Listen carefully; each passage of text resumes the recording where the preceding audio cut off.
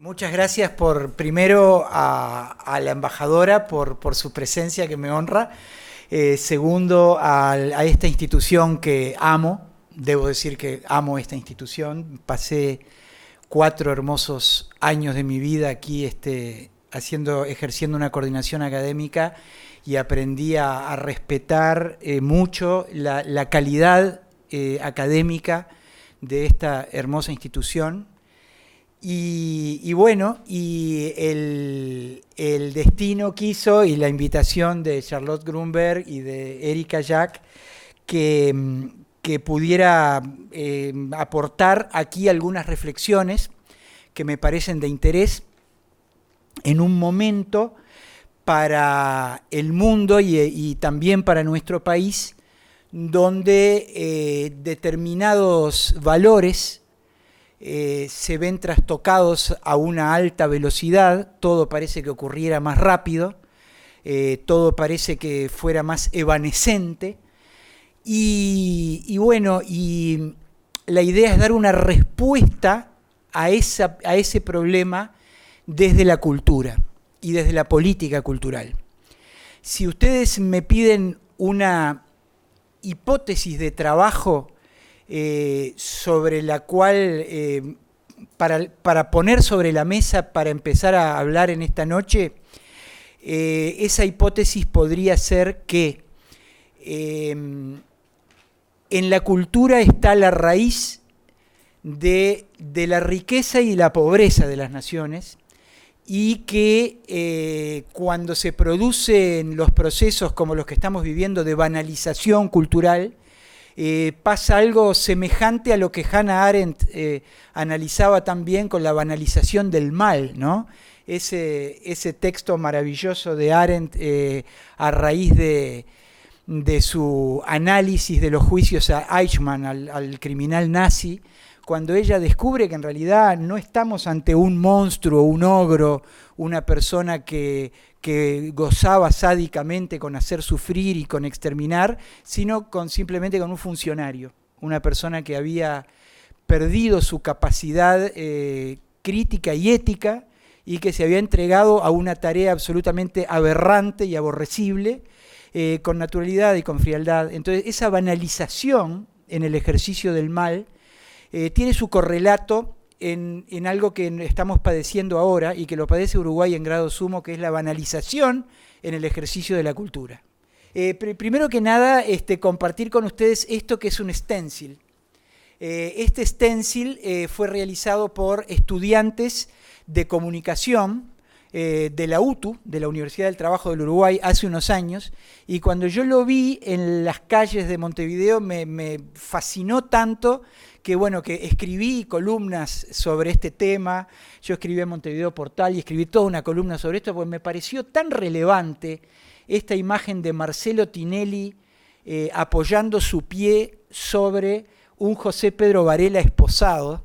Me pareció tan genial el símbolo que realmente, llegado este momento, lo elegí como portada de este trabajo. Y si escribo, cosa que soy bastante atorrante, pero tengo ese deseo, escribir un libro sobre estos temas, tal vez este stencil de estos estudiantes de la UTU sea la tapa, porque me parece que lo dice todo. Habla de esta banalización, que no es una banalización inocente. De estos procesos de banalización, de estos procesos de deterioro cultural, es de donde se origina el germen del odio, el huevo de la serpiente, a decir de Bergman, ¿se acuerdan? En esa preciosa película que analizaba el origen del nazismo en estas pequeñas desviaciones cotidianas. Cosa que también aparece, por ejemplo, en la película Cabaret de Bob Fosse. Muy bien, ¿no? Vamos a empezar por citar a un gran conferencista de este mismo lugar. Cuando vino aquí Gustavo Perednik, un experto que escribió un libro maravilloso sobre la judeofobia que Ort me proporcionó como un insumo para trabajar esta charla con ustedes. Empiezo por una cita que encontré en ese libro que me pareció sumamente interesante, ¿no?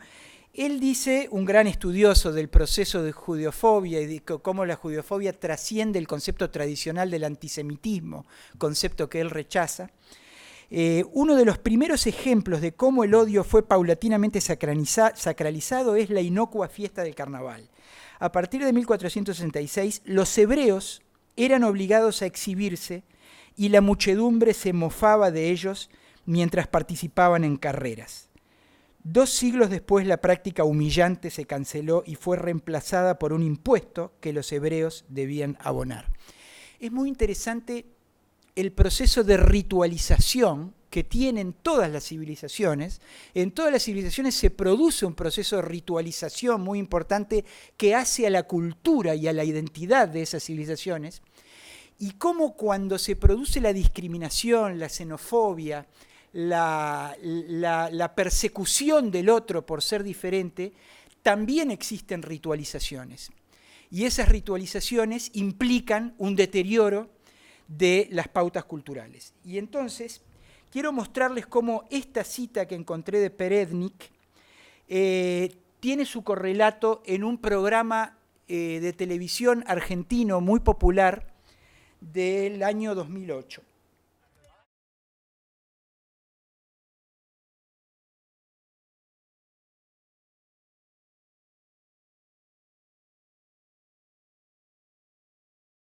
La elección de esta pieza de comunicación muy exitosa, un programa que estuvo en los picos de rating en Argentina y en Uruguay durante muchos años, que estaba en el horario central de la televisión uruguaya, tiene que ver con precisamente el análisis de cómo, del mismo modo que en la antigüedad se obligaba a los judíos a participar en desfiles donde se los burlaba, en el mundo actual se hace lo mismo con personas con una discapacidad física, y una estrella de la televisión participa de la burla.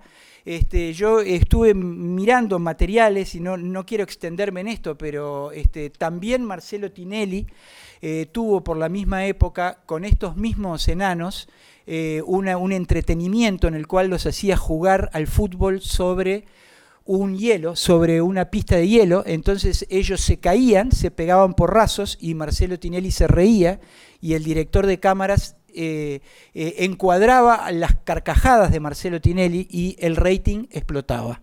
El rating explotaba porque la televisión es un producto del mercado y la televisión responde a las demandas del mercado, y las demandas del mercado conducen a este tipo de ritualización caracterizada por la discriminación y el desprecio al otro, el desprecio al diferente. Este señor, que lamento tener que mostrarlo en esta institución, es un imán que vive en Colonia, en Alemania, que se llama Sami Abu Yusuf, y que en otro carnaval, porque lo que vimos fue un carnaval, un carnaval de la antigüedad, ¿no?, donde se menoscababa a gente de determinada religión. En otro carnaval, pero del año 2016, en Colonia, Alemania, ocurrió lo impensado. Unos 1000 inmigrantes, aproximadamente se calcula que unos 1000 inmigrantes musulmanes, la emprendieron directamente a atacar sexualmente a mujeres que estaban en la festividad, y ustedes recordarán que eso fue un fenómeno que tuvo como relevancia mundial, se difundió mucho. En esa oportunidad este personaje culpó a las mujeres por usar perfume y por vestirse de determinada manera, las hizo merecedoras de ese ataque. Pero eso no es todo. Ahí podemos estar hablando de un choque de culturas que hace muy lamentable que sociedades abiertas y democráticas como las nuestras acunen en su seno a personas que no son democráticas y que no practican la libertad. Pero lo más grave es que esta señora, que se llama Henriette Reker, es la alcaldesa de Colonia, de la misma ciudad, y en esa misma instancia, esta alcaldesa recomendó a las mujeres que se vistieran de manera menos, entre comillas, provocativa, recomendó a las parejas que no expresaran su amor con mimos y con besos en público, recomendó especialmente a las parejas homosexuales que no se mostraran abrazadas para no incitar a estas otras personas a que cometieran ataques. Entonces, esta es la debilidad de Occidente. Occidente tiene como la gran fortaleza del ejercicio de la libertad, del respeto integral de los derechos humanos, del respeto al que piensa diferente, del respeto al que tiene una orientación sexual diferente, del respeto a quien tiene una identidad de género diferente, pero se encuentra con choques culturales ante los cuales, en lugar de promover una cultura de libertad a esas poblaciones que tienen ideologías más atrasadas, en lugar de eso, Occidente se repliega, comprende a esa persona que ataca estos valores de libertad y trata de dar marcha atrás y dejarla llevar adelante esos disvalores.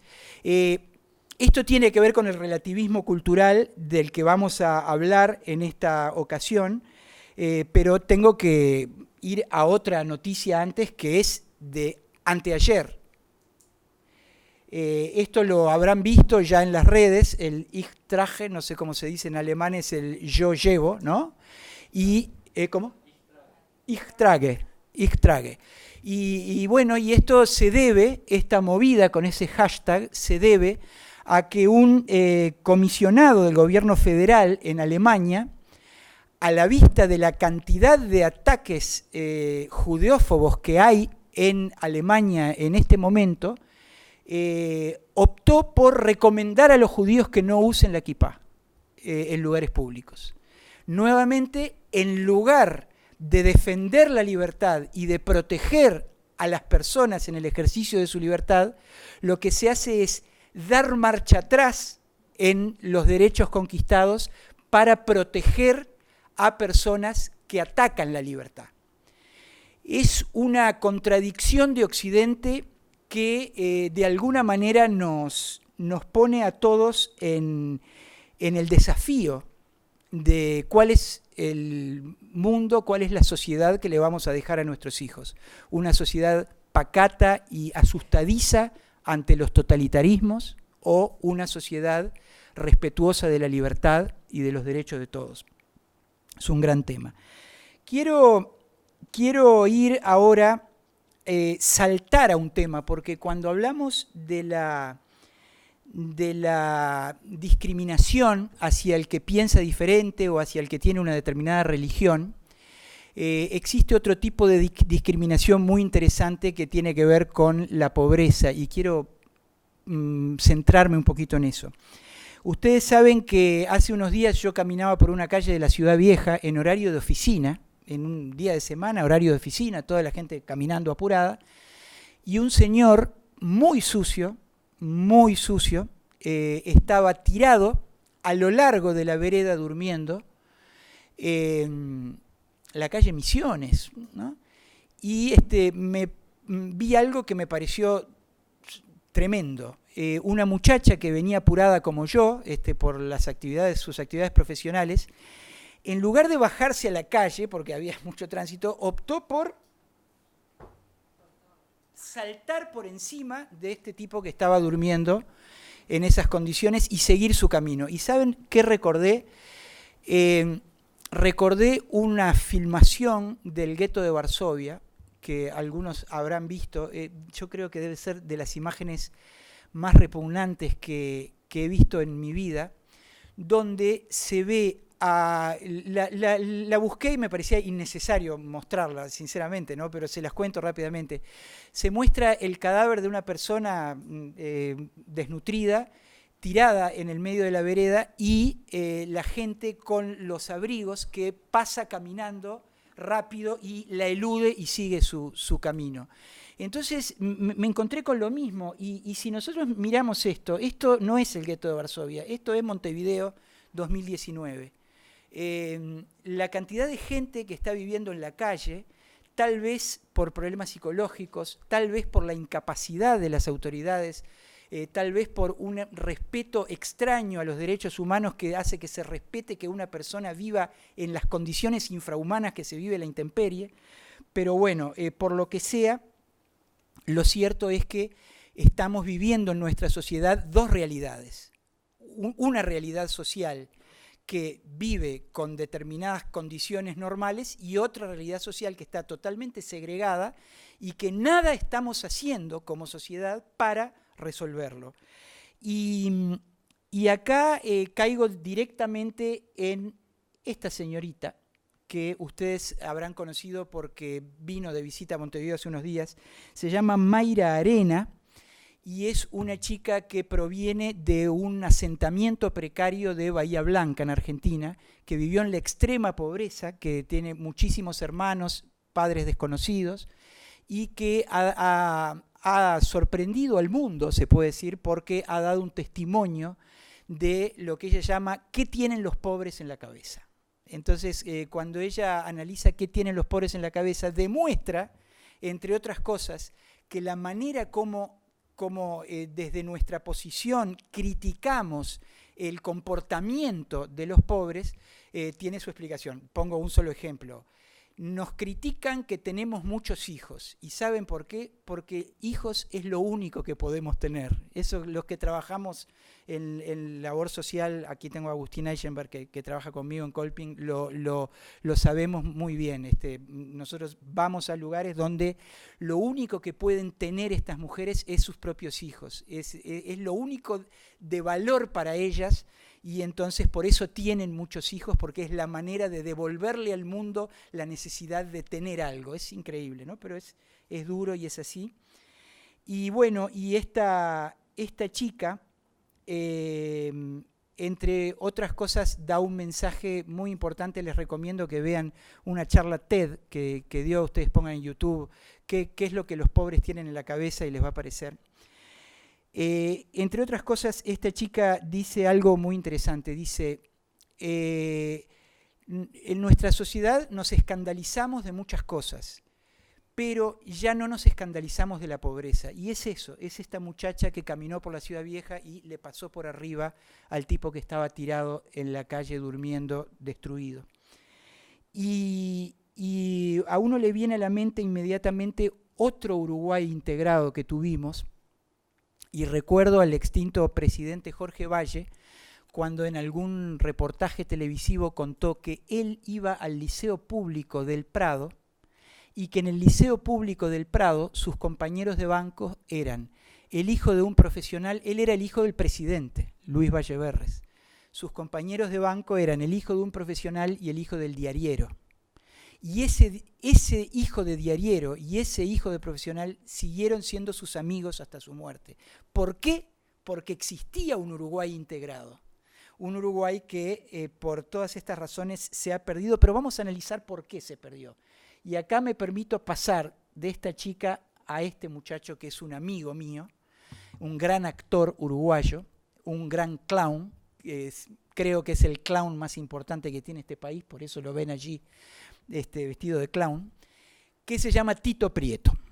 Y les digo por qué les traigo a Tito Prieto en esta charla. Porque Tito Prieto tiene una gran responsabilidad social, es un tipo muy sensible a la realidad social, y un día dijo, yo quiero hacer algo, y lo que él hizo fue irse al barrio 40 semanas, un asentamiento, y entonces llevó varias naricitas de payaso, se puso en una esquina del barrio y empezó a hacer payasadas, y con eso atrajo a un montón de niños que empezaron a jugar con él. Les repartió las naricitas de payaso y a partir de ahí fue una vez por semana para darles clase de clown. Porque a él se le ocurrió, sin ningún contrato de nada, se le ocurrió hacer eso. Las anécdotas de Tito son muy interesantes, ¿no? Tito dice que, por ejemplo, a veces tenía que separarlos con toda su fuerza porque se agarraban a los piñazos, chiquilines a veces de 8, 9, 7 años, se agarraban a los piñazos, se lastimaban, y la fuerza que tenía que hacer Tito para despegarlos era enorme, y al mismo tiempo había logrado atraerlos hacia una forma diferente de vivir, una forma diferente de disfrutar una vida en la cual tenían padres desconocidos o en la cárcel, madres prostitutas, falta de alimentos, pero sí un televisor en su rancho con Marcelo Tinelli todas las noches. Eso sí lo tenía. Entonces lo que Tito hizo un día fue llevar un radiograbador antiguo a pilas y le puso a esos chicos la Sinfonía 40 de Mozart. Él me contó que las caras de esos chicos eran de una fascinación increíble y dijeron, pero ¿qué es eso tan hermoso? Entonces, claro, cuando uno siente eso, dice, ¿por qué existen gestores de la política cultural que suponen que determinados niveles sociales tienen que consumir determinada cultura? Ese determinismo, ese darwinismo cultural según el cual si una persona nace en un entorno desfavorable, entonces no puede acceder a Mozart, tiene que acceder a los fatales, ¿no? ¿Por qué pasa eso? Bueno, él demostró que esta gente, si le mostrás a Mozart, si tenés el privilegio de acercarle a ese chiquilín que nunca recibió la música de Mozart, una obra de Mozart, la va a disfrutar y mucho. Entonces, como síntesis del tema, lo que me dijo Tito Prieto es, mira, esos niños no necesitan plata, lo que necesitan es amor y cultura. Amor y cultura. Una síntesis que me parece perfecta. ¿Por qué cultura? Porque viven en la orfandad cultural más absoluta. La escolarización en esos sectores sociales es pésima, es lamentable. El Estado no llega a donde tiene que llegar, que es a darle oportunidades a esos niños. Y al mismo tiempo necesitan amor porque viven en un contexto tan profundamente cargado de urgencias materiales y de violencia simbólica y de violencia real, que evidentemente no han recibido el abrazo, la continentación, el afecto que necesita toda persona para llegar, para encontrar un camino de salida. Y en este punto es donde me parece conveniente analizar, y voy a hacerlo muy, muy brevemente, por supuesto, ¿no?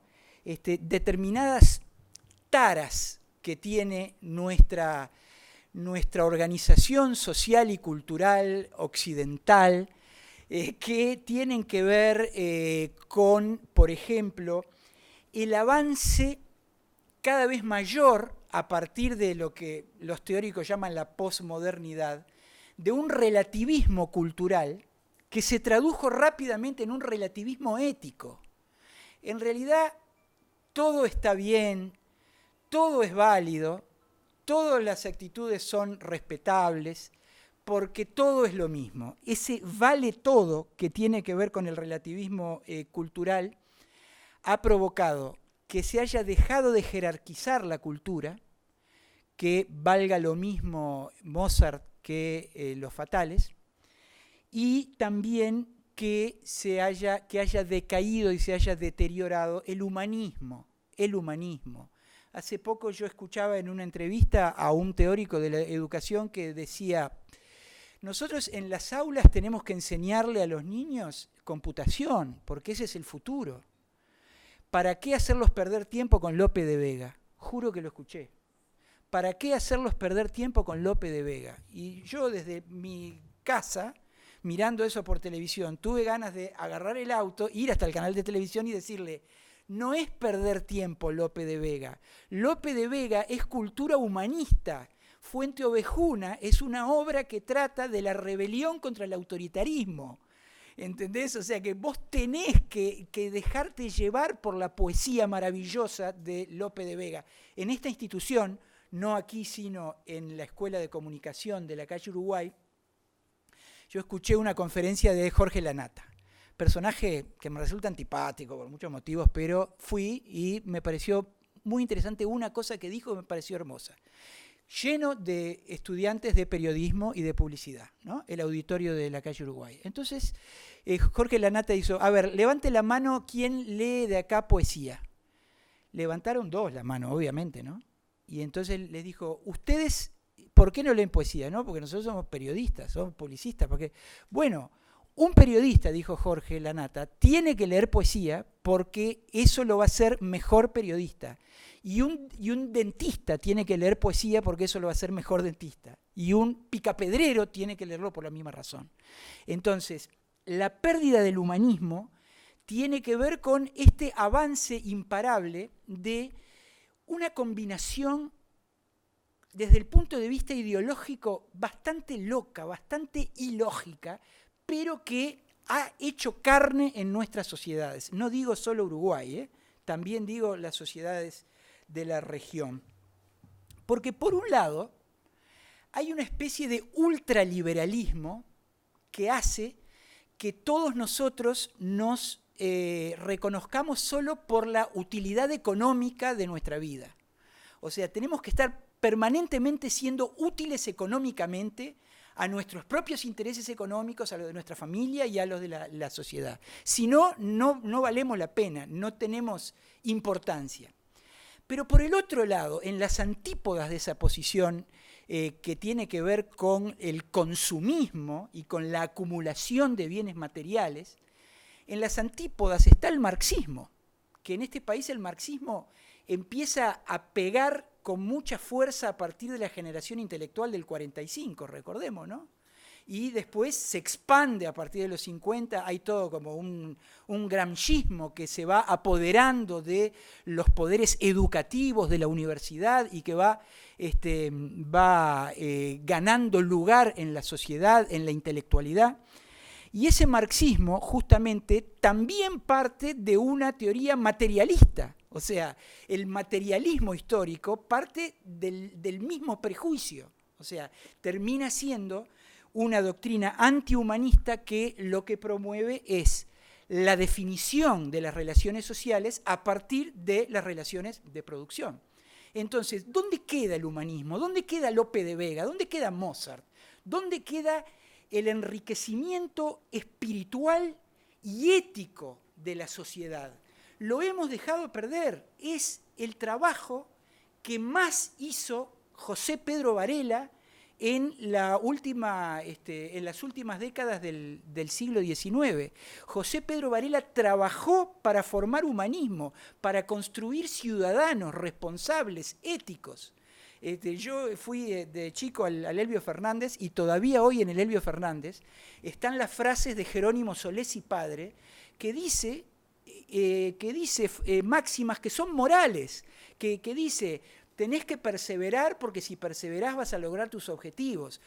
Tenés que ser honesto, no te quedes con los bienes ajenos. Dicen cosas que parecen superfluas, pero que se han perdido en los sistemas educativos y culturales de nuestras sociedades tan preocupadas por el dinero y tan enfermas de la frivolidad de la televisión y afines. Entonces, lo que yo escribí acá es que hay, por un lado, hay una dialéctica entre el marxismo y liberalismo que se encuentran en ese talante materialista. O sea, lejos de volver a determinados valores que tienen que ver con el humanismo, estamos replegándonos y estamos saliendo de ello. Pero acá voy al tema, digamos, central de esta charla, que tiene que ver con lo que yo llamo un tobogán cultural. Yo siento que el amor, bueno, lo tenemos que construir, es muy difícil, hay una gran crisis de la familia y todo eso, pero ya lo sabemos. Ahora, vamos a ver qué podemos hacer con la cultura. El tobogán que yo veo en que estamos inmersos en nuestros países tiene 4 culturas diferentes que en lugar de convivir, en realidad plantean como una jerarquización. La cultura más alta es la cultura académica, es estar acá estudiando determinadas carreras, es irnos al Teatro Solís a ver cómo la Comedia Nacional hace a un autor clásico, es ver ahora las sílfides en el Sodre. Hay una cultura académica que todos respetamos y que consideramos el punto más excelso en el desarrollo cultural.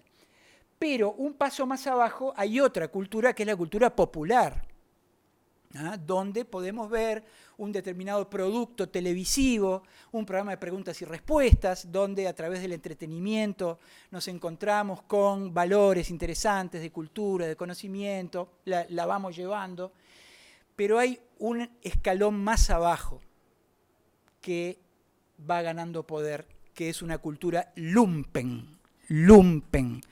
El concepto de lumpen es un concepto creado por Marx. Lo que él llamaba el lumpen proletariado es aquel proletariado que no tiene códigos éticos, no tiene códigos morales y que en definitiva lo que hace es buscarla de él de cualquier manera, incluso delinquiendo si es necesario. Entonces, Marx, en su organización perfecta de la revolución, entendía que no se podía contar con el lumpen proletariado para hacer la revolución y bla, bla, bla, bla. Ahora, ¿qué pasa con la cultura lumpen de hoy?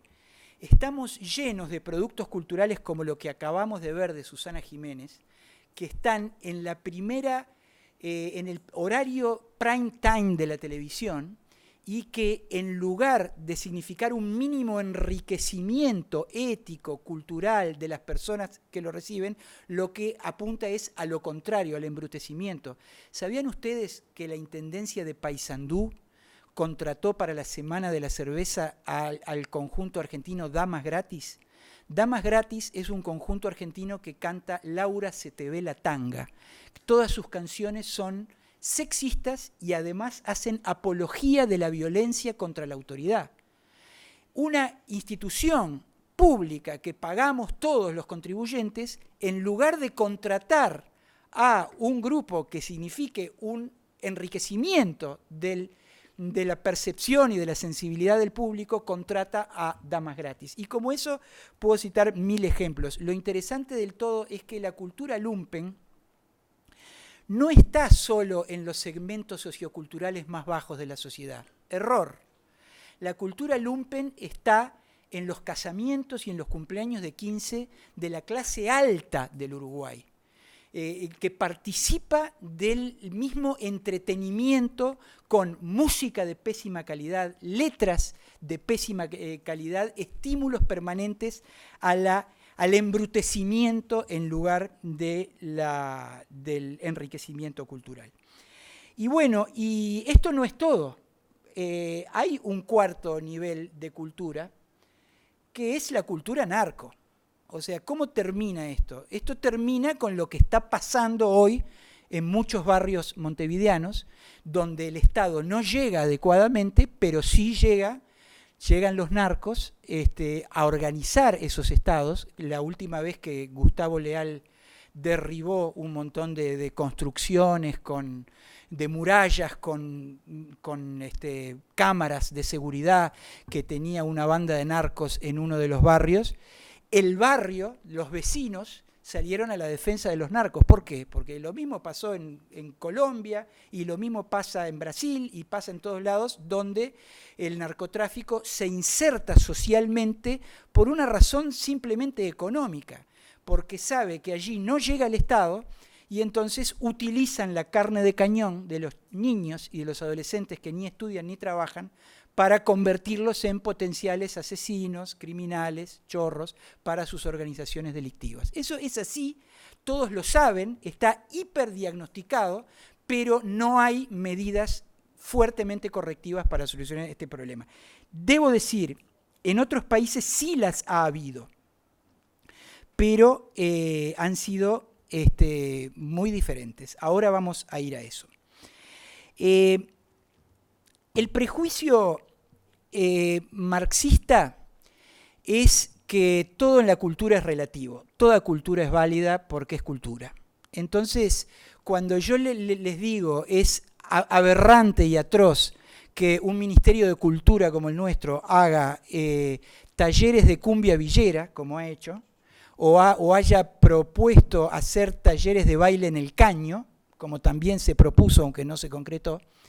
Entonces me dicen, no, pará. Tú desconoces que el origen de las grandes transformaciones culturales siempre es de esas características. Y me ponen el ejemplo del tango. Muy bien. El tango, cuando nace, años 10, años 20 del siglo XX, empieza como una música orillera, con letras que incluso eran totalmente obscenas, groseras. Ustedes saben que el choclo se llama así justamente por una referencia sexual. Todo el tango se tocaba en los prostíbulos. Perfecto, sumamente de acuerdo. Ahora, ¿ese es el tango que ha significado un aporte a la cultura?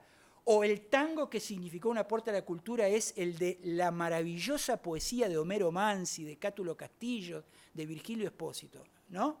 O sea, y a veces tenemos una visión tan paternalista y tan positiva de productos culturales espurios que no nos damos cuenta que estamos contrabandeándolos y permitiendo que las nuevas generaciones se contaminen con esa tontería cultural. Y bueno, y por el otro lado, el prejuicio liberal, ¿no? El prejuicio liberal, yo también me peleo tanto con los marxistas como con los liberales, es que solo vale lo que tiene rédito económico. Entonces vamos a poner ejemplo de cosas que no tienen rédito económico que para los liberales deben desaparecer de la faz del Uruguay. Perdón, me comí esto que era muy importante. Cultura académica y cultura popular son una cultura de la tolerancia. Cultura lumpen y cultura narco son una cultura del odio.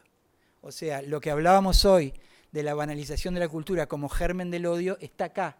Cuando descendemos en la valoración de los bienes culturales, caemos en el odio, porque caemos en el embrutecimiento y en la sensación de que todo vale, entonces puedo robar, todo vale, puedo violar, todo vale, puedo torturar.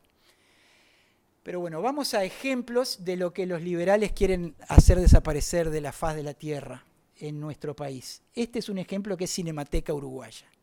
Cinemateca Uruguaya es una institución de la sociedad civil que tiene un pequeño subsidio estatal, pero que es un subsidio siempre criticado y que cuida, preserva nada menos que la memoria audiovisual del Uruguay. Esa memoria audiovisual del Uruguay, para algunos, no merece ser preservada porque no tiene utilidad comercial. Pues sí, señores, en la medida que preservemos una película de 1920 que se llama El pequeño héroe del Arroyo de Oro, donde se cuenta la historia de Dionisio Díaz, y en la medida que veamos en esa película a Alberto Candó joven actuando, estamos construyendo cultura, construyendo ciudadanía, construyendo tolerancia.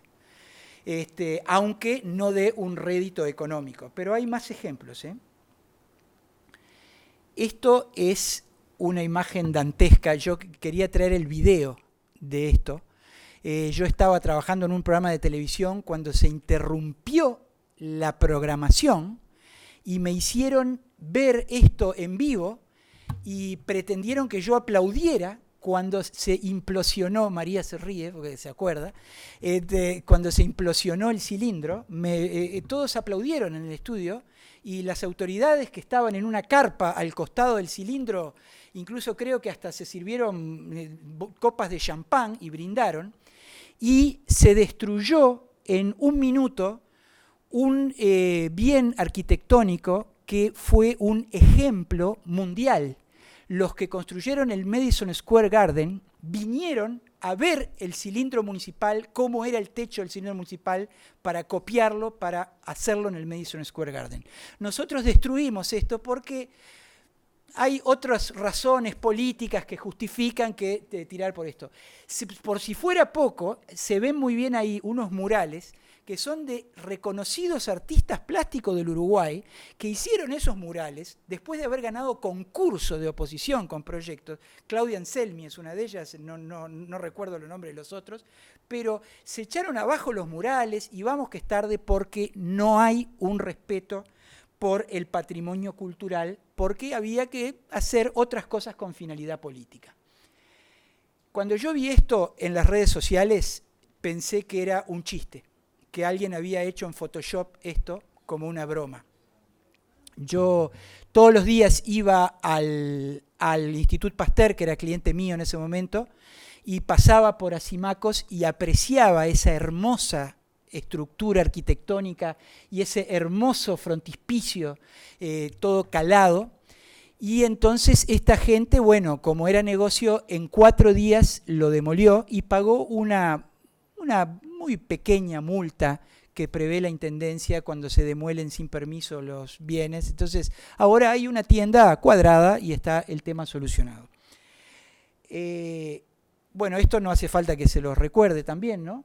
Esto es hermoso porque les está costando demolerlo al Hotel San Rafael, les está costando mucho, y dijeron, mintiendo vilmente, que había que demolerlo porque se caía solo, se caía de un soplido, dijeron textualmente.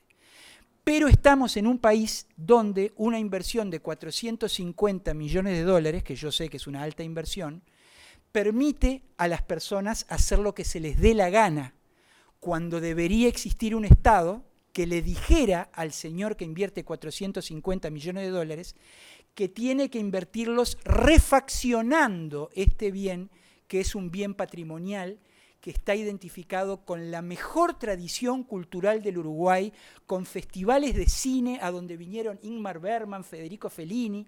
Con esto, o sea, los fantasmas de toda esa gente estaban en este hotel y ahora está luchando contra la bola de la demolición. Vamos a poner un ejemplo contrario a todo esto. Todavía hay gente que se toma en serio los bienes patrimoniales. Este es conocen ustedes, la Plaza de Toros Real de San Carlos, de Colonia, que felizmente, en virtud de una iniciativa de la Intendencia de Colonia, va a convertirse en un centro de espectáculos y centro cultural y comercial, manteniendo la infraestructura histórica, preservándola, respetándola, generando, por ejemplo, un museo taurino para que las nuevas generaciones sepan qué se hacía ahí, en una actitud que habla de respeto por el patrimonio, respeto por la cultura y no avasallamiento irreflexivo e irresponsable del patrimonio. Como dato anecdótico les cuento que toda esta gran obra va a costar 10 veces menos de lo que costó el Antel Arena. Tengo esto para mostrarles que me parece muy interesante también. El otro día caminaba por la calle Emilio Frugoni ahí y Guayabo, y me encontré con estos como frontispicios que tiene el IABA, el edificio del IABA, el popular IABA, donde en este dice Aristóteles, Platón, Sócrates, en otros habla de Pascal, de científicos, ¿no? Y entonces dije, qué maravilloso, ¿no? Una época en la cual se hacía un liceo, se hacía un instituto de enseñanza y se colocaban estos nombres, como tiene el Teatro Solís también en el techo, ¿se acuerdan? Que tiene Shakespeare, Molière, ¿no? Y de pronto seguí caminando por Emilio Frugoni y me encontré con este graffiti en el mismo IABA. Mueran humanos. Parece que esto es un grupo que se llama especismo, que promueve que tienen que vivir los animales y que hay que matar a los seres humanos. Entonces, ¿qué pasa? Esto es un símbolo del Uruguay actual. Acá, esto es lo que ustedes, a sus amigos políticos, tienen que mostrarles este chart. Tienen que mostrarles que lo que fue un país que hacía un liceo donde se veneraba la cultura y la ciencia y el arte, se transformó en un país contaminado de grafitis imbéciles que lo único que hacen es menoscabar justamente los valores de la cultura. Y esa debería ser la primera misión de los políticos uruguayos. Un poquito menos hablar de déficit fiscal y un poquito más hablar de esto, de este menoscabo de los valores culturales del país. El otro día estaba con mi amigo y maestro Pancho Bernaza, un gran publicista que tiene este país, y me decía, pensar, Álvaro, es veterano, Pancho tendrá más de 75, dice, pensar, Álvaro, que yo iba a un liceo de barrio y cuando tuve que ir a hacer el examen de ingreso para entrar a la facultad, me hicieron ir al IABA. Y para mí, entrar al IABA era entrar, veo asentimientos con la cabeza, porque algunos habrán vivido lo mismo que cuenta Pancho. Entrar al IABA era como entrar a un templo de sabiduría. No les digo lo que es ahora entrar al IABA. Bueno, ya ven, mueran humanos, ¿no? Entonces, este tipo de cosas son las que nos preocupan y nos entristecen. La banalización cultural como tobogán hacia la muerte del humanismo, decía yo, ¿qué es esto, no? Vamos a hablar un poquito de Google, voy a ir siendo breve porque ya nos está corriendo el reloj. Google es un gran invento, ¿verdad?, de la humanidad. Esta presentación, obviamente, yo la hice en un 80% con Google, me solucionó todas estas ilustraciones que ustedes pueden ver, muchas de ellas. Yo digo, qué bárbaro que es Google, qué comodidad que da Google. Ahora, ¿cuál es el problema de estos recursos?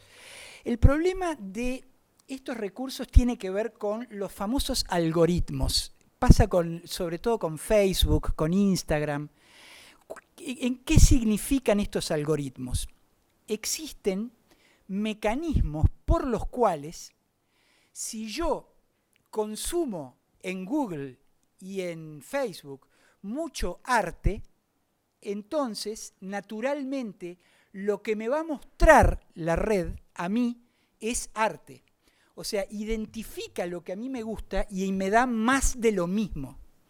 Esto si busco arte. Ahora, obviamente, el que busca pornografía le da más pornografía. El que busca violencia le da más violencia. El que busca cómo matar a una persona a cuchilladas va a encontrar más eso. O sea, el algoritmo de Google tiene esa característica que es una característica profundamente antihumanista, porque en lugar de permitirme ensanchar mis conocimientos, me encierra en mi zona de confort, en los conocimientos que a mí me interesan.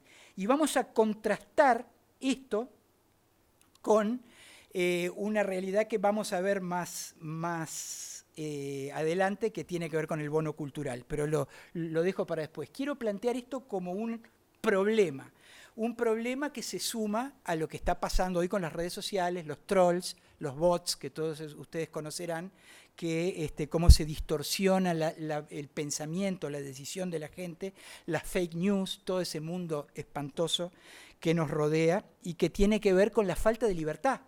O sea, tenemos libertad como nunca para acceder a todos los conocimientos y determinados esquemas, sistemas de pensamiento que se nos imponen, nos invitan a no ejercer esa libertad. A que muchos de nuestros estudiantes, cuando les decimos, chicos, ustedes tienen el proceso de Orson Welles disponible en YouTube, mírenla. Está disponible y con subtítulos en español.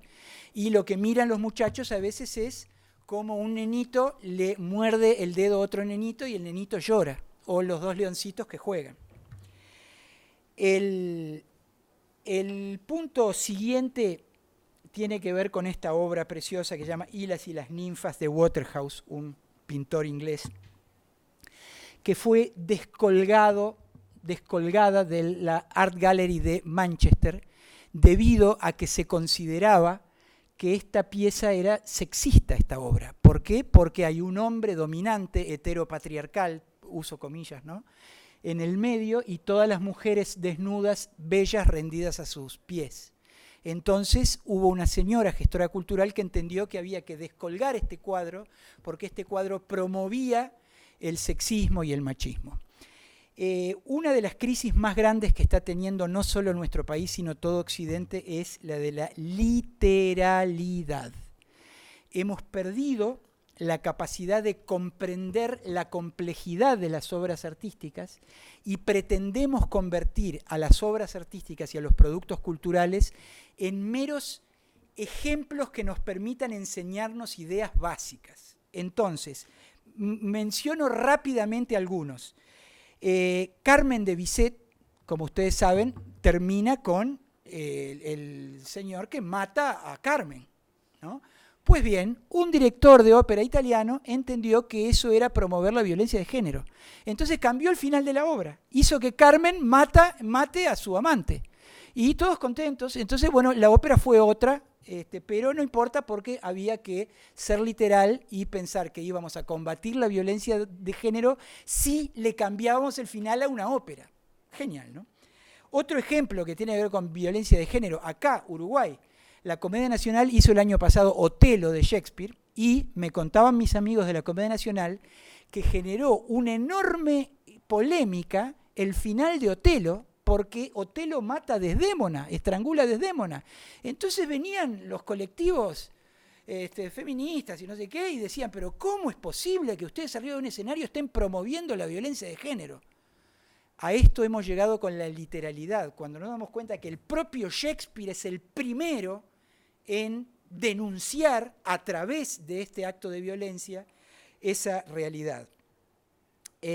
Rápidamente les comento, retiro de los libros de Mark Twain de los centros de estudios norteamericanos, porque en sus libros Mark Twain usa la expresión, o sea, negro, la expresión despectiva. Entonces, como dicen, está mal, hay que sacarlo. O sea, no, los estudiantes se pierden a Mark Twain porque Mark Twain, representante de una época, usa una determinada expresión. Persecución a docentes en universidades norteamericanas por faltas a la corrección política. Hay un caso famoso de un docente que tenía 40 años en una universidad, que era un gran académico, y un día que faltó un estudiante negro a su clase, dijo, ¿qué le pasa que está faltando tantos días este muchacho? Que dijo algo así como, desaparece como negro humo. Le hicieron una denuncia y al tipo lo echaron porque dijo desaparece como negro humo porque entendían que esa expresión era racista.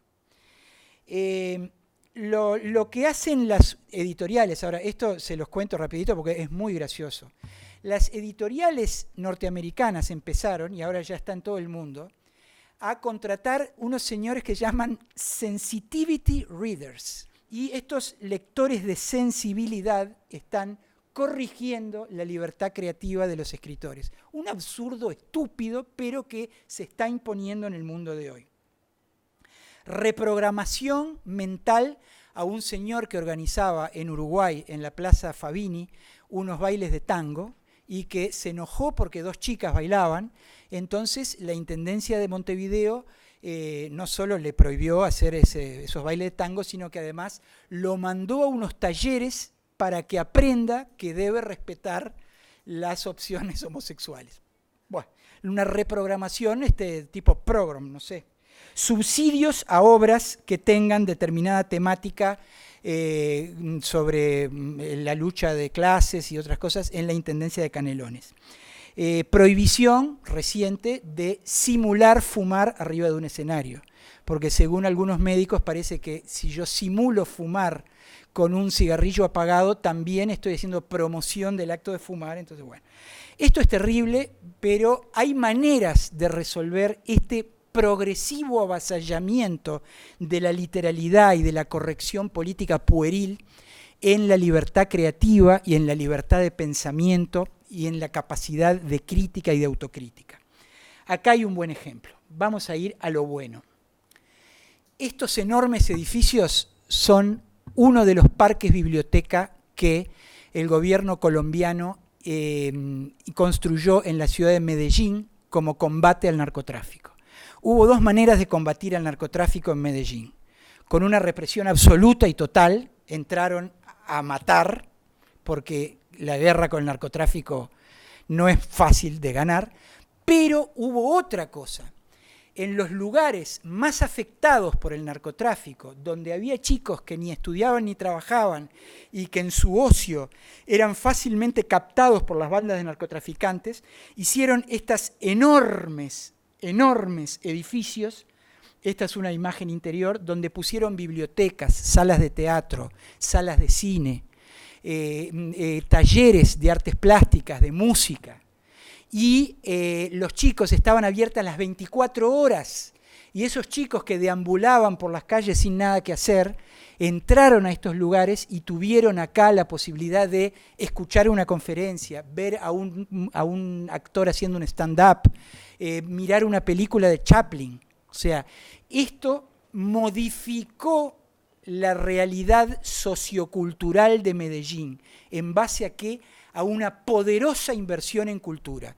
Jorge Melguizo, que es uno de los factotum de esta gran obra, estuvo varias veces en Uruguay y asesora a las autoridades de la cultura en Uruguay. Les pongo la imagen de este jugador de fútbol porque este muchacho es el golero de la selección de Islandia. El nombre es muy difícil, Hans Por Haldorsson. Este muchacho, que es golero de la selección de Islandia, que jugaron en el Mundial de Sudáfrica, que fueron como muy famosos y muy queridos de Sudáfrica, ¿no? En el último Mundial. Fueron muy queridos, muy bien.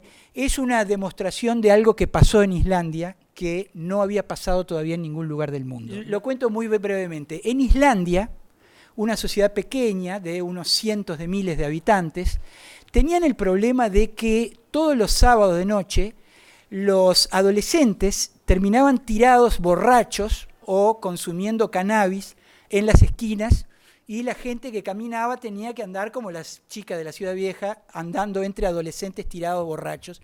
Y decían, ¿cómo es posible que nos pase esto en una sociedad como la nuestra? Entonces contrataron a un asesor norteamericano, un psicólogo. Vino y analizó, a ver, ¿qué se puede hacer con esto? Y el tipo descubrió algo que ya estaba descubierto, ¿no? Que el alcohol y las drogas en general se las necesita el joven porque necesita generar una adrenalina que le dé un sentido a su vida en un momento de crisis vocacional, todo lo que ya sabemos que está en los manuales de psicología, ¿no? Entonces, ¿qué hizo este psicólogo? ¿Qué le recomendó al gobierno islandés? Le recomendó, por ejemplo, regularizar el consumo de cannabis, venderlo en las farmacias junto con las aspirinas y el Solven, o recomendó otra cosa totalmente distinta. ¿Saben qué recomendó? Prohibir la venta de alcohol y de drogas a los jóvenes, prohibirla definitivamente, pero darles algo en sustitución. Ese algo se llama bono cultural.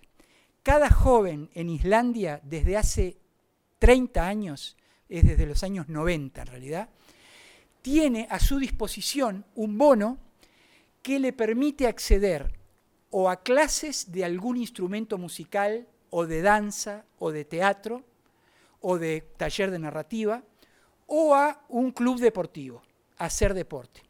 Tienen la obligación de usar ese bono cultural. Entonces los jóvenes que antes estaban tirados en las veredas fumando porro, ahora todos hacen actividades culturales o deportivas. Y de ahí sale Haldorsson, que es golero y al mismo tiempo es realizador cinematográfico, siendo golero de la selección de Islandia.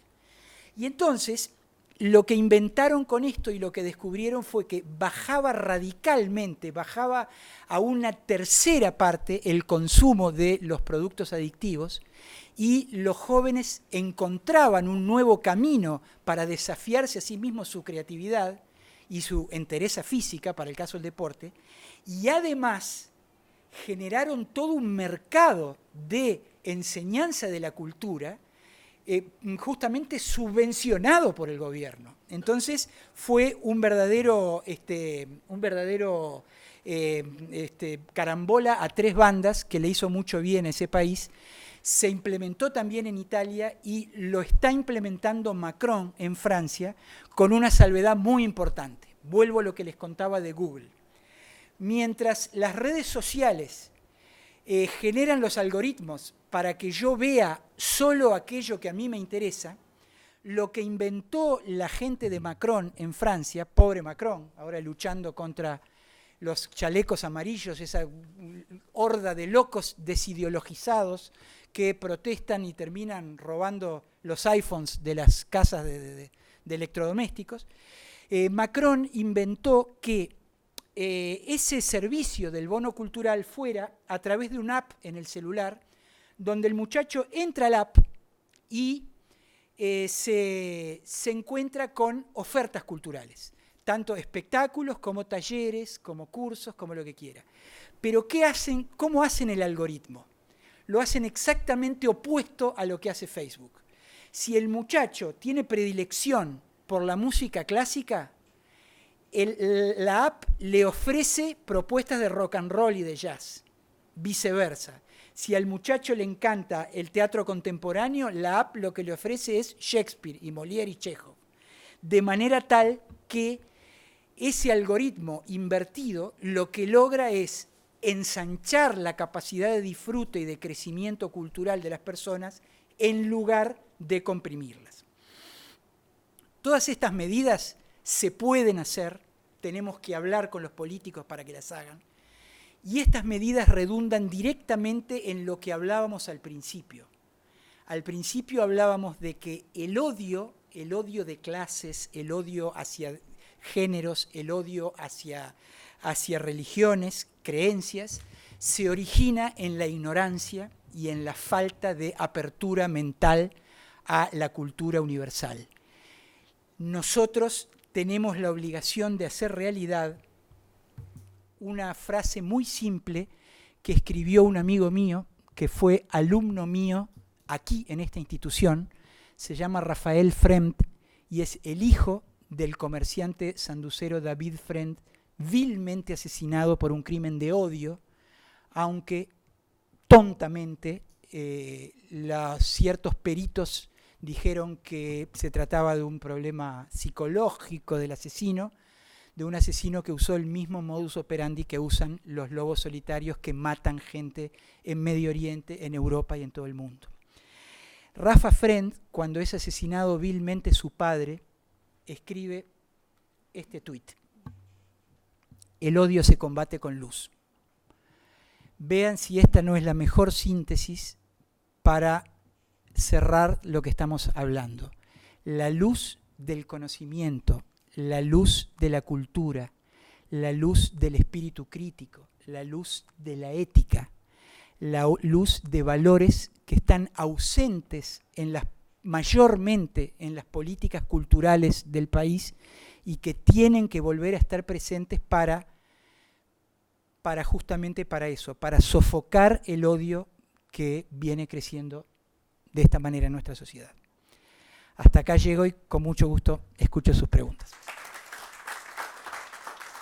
Ahora, lo que yo observo, que no es lo mismo lo que usted puso de Alemania, porque esos que puso eso de la kipá y de lo que hacían con las chicas que estaban en la minifalda y todo, yo creo que eso forma parte de la cultura germánica, si mal no me equivoco. Entonces, ahí no la vi tanto como la veo acá. Por eso no sé si estaré equivocado en esta apreciación o no. Eso es lo que yo le quería...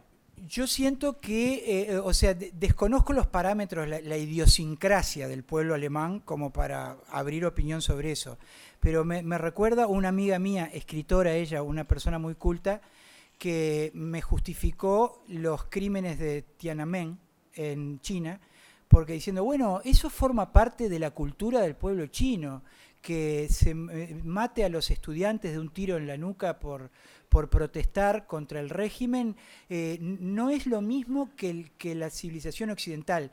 En el caso de Occidente, más allá de cómo sea la idiosincrasia del pueblo germano, hay algo a lo que ningún occidental debe renunciar, que es la protección de la libertad.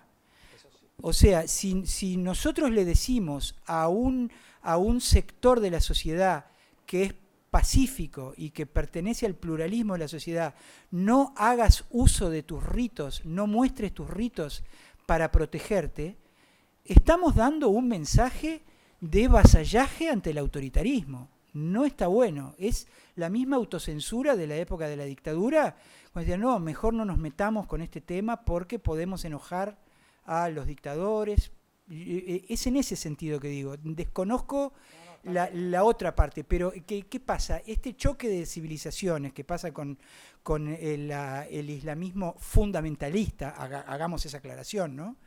Que no es el Islam lo que discutimos, sino el fundamentalismo islámico, nos tiene que fortalecer mucho a Occidente. O sea, nosotros tenemos que estar muy seguros de nuestra defensa de la libertad. Y no lo estamos porque como hay una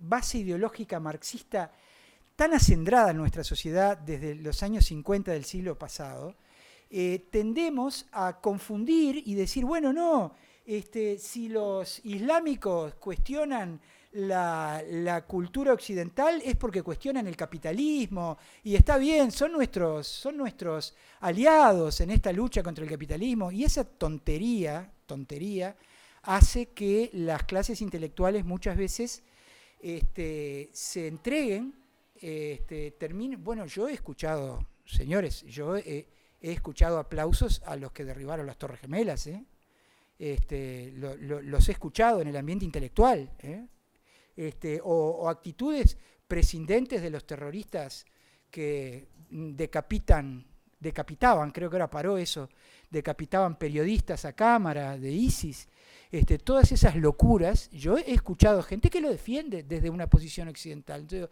caramba, qué fácil es ser occidental, ¿no? Andá vos allá a ejercer tu función periodística y que te pase una cosa así, ¿no? Creo que somos demasiado buenos cuando analizamos estos brotes que son antihumanistas. Hay que ser duro con ellos, duro. Ahora, ¿no hay un desprecio también del lado cultural hacia el lado narco, hacia el lado... ¿No genera ese desprecio que desde nuestro punto de vista de las personas culturales, la misma brecha no agranda también la brecha al mismo tiempo? Sí, sin duda, es muy razonable lo que decís. Yo no quise expresar que sean